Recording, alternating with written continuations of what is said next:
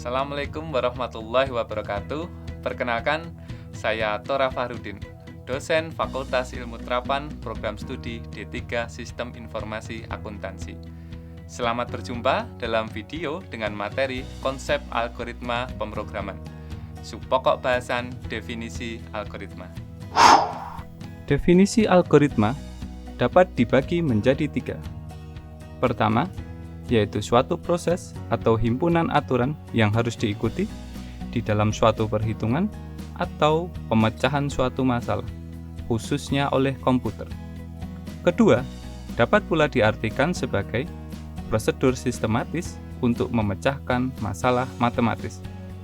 Atau yang terakhir, yaitu suatu urutan logis pengambilan keputusan untuk pemecahan masalah. Jadi, materi algoritma ini bertujuan untuk mengetahui pemahaman dan pengetahuan mengenai cara berpikir dalam menyelesaikan suatu masalah secara terstruktur dan menerapkannya ke dalam sebuah notasi bahasa pemrograman tertentu. Kenapa belajar algoritma?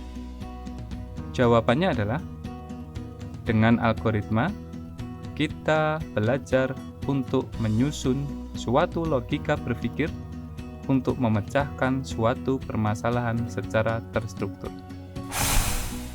Cara penyajian dari suatu algoritma dapat berupa flowchart, pseudocode, atau menggunakan bahasa Indonesia.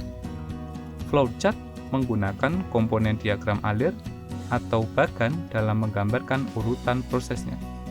Pseudocode adalah cara penulisan algoritma yang hampir menyerupai bahasa pemrograman. Namun, pseudocode ditulis lebih sederhana. Terakhir, algoritma dapat juga ditulis menggunakan bahasa Indonesia dengan urutan ditulis menggunakan angka.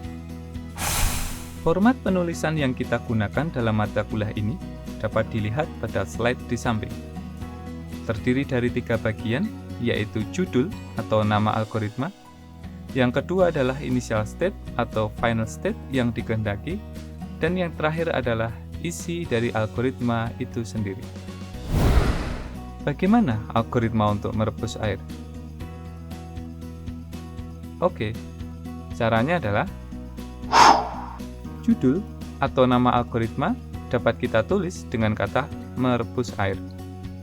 Initial state dapat kita tulis sebagai kondisi yang harus dipenuhi sebelum algoritma ini dapat dijalankan, yaitu apakah air sudah kita asumsikan siap tersaji di atas panci, kompor gas dengan kondisi gas yang masih ada, sedangkan final state yang kita harapkan adalah air yang sudah masak. Langkah algoritmanya dapat kita tuliskan sebagai berikut. Pertama, tempatkan air di atas panci ke atas kompor. Kedua, nyalakan kompor gas. Ketiga, tunggu sampai air mendidih kurang lebih 5 menit sampai 7 menit tergantung dari kondisi gas yang dinyalakan. Keempat, matikan kompor. Nah, kenapa kita harus mematikan kompor? Karena kalau tidak, maka dapat membahayakan lingkungan.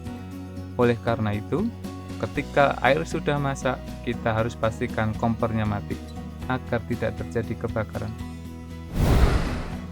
Ya, semoga dapat dimengerti materi kita kali ini.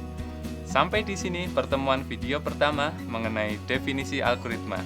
Sekian dan terima kasih.